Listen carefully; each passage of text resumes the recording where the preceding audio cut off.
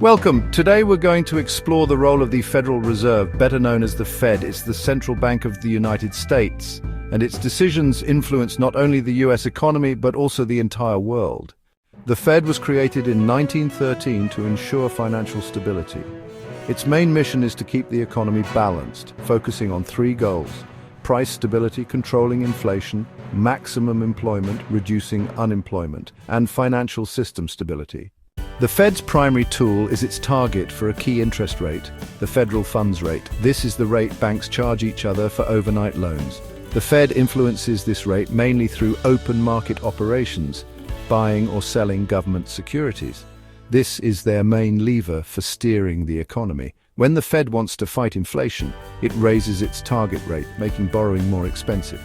For households, this means higher interest on mortgages and car loans. For businesses, it becomes costlier to borrow for expansion or new equipment, so they invest less. This collective pullback in spending is intentional. As a result, overall economic activity slows, with less demand for goods and services. The upward pressure on prices eases, helping to bring inflation back toward the Fed's 2% target. It's a deliberate cooling of an economy that's running too hot. On the other hand, when the economy is sluggish, the Fed lowers rates. Borrowing becomes cheaper, encouraging spending and investment. Lower mortgage rates can spark home sales, and affordable business loans can fuel expansion and job creation, stimulating growth and getting the economy moving again. But this stimulus carries a risk. If demand outpaces supply, it can push inflation higher. In severe crises like in 2008 and during the pandemic, the Fed has also used a more powerful tool, quantitative easing, or QE. This involves large-scale asset purchases to inject money into the financial system when cutting rates to zero isn't enough. So what exactly is inflation? It's the rate at which the general level of prices for goods and services rises, causing the purchasing power of your money to fall. The dollar in your pocket today simply buys less than it did yesterday. This isn't just one item getting pricier. It's a broad increase across the economy, measured by indexes like the Consumer Price Index, or CPI, which tracks a whole basket of common household goods. A little inflation is actually considered normal, and the Federal Reserve even targets a rate of around 2%. This encourages people to spend and invest, which keeps the economy moving. But when inflation gets too high, it becomes a major problem. It erodes the value of savings, hurts those on fixed incomes, and makes it difficult for businesses to plan, reducing a household's purchasing power. This is where the Fed's role becomes critical. It closely monitors inflation to maintain price stability. If prices rise too quickly, the Fed raises interest rates to cool down spending and bring prices under control.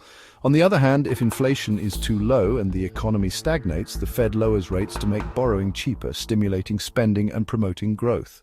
The Fed's decisions also directly affect jobs. When the economy grows, thanks to low rates, businesses hire more and unemployment falls. But if the Fed raises rates to fight inflation, some companies invest less and hiring slows down. So, let's bring it all together. The Federal Reserve acts much like a skilled pilot navigating through unpredictable weather. It's not just about one simple lever.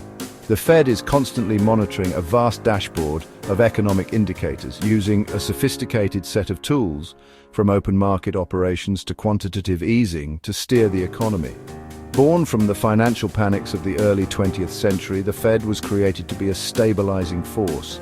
Its journey has been dramatic, marked by pivotal moments where its actions reshaped our economic landscape, from the 2008 financial crisis to the response to the COVID-19 pandemic.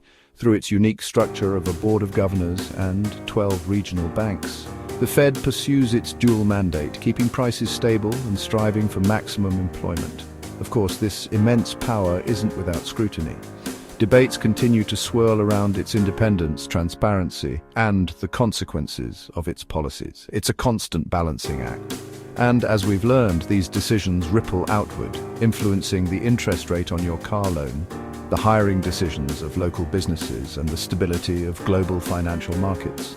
Ultimately, the Federal Reserve is more than just a bank. It's a fundamental pillar of the modern economy.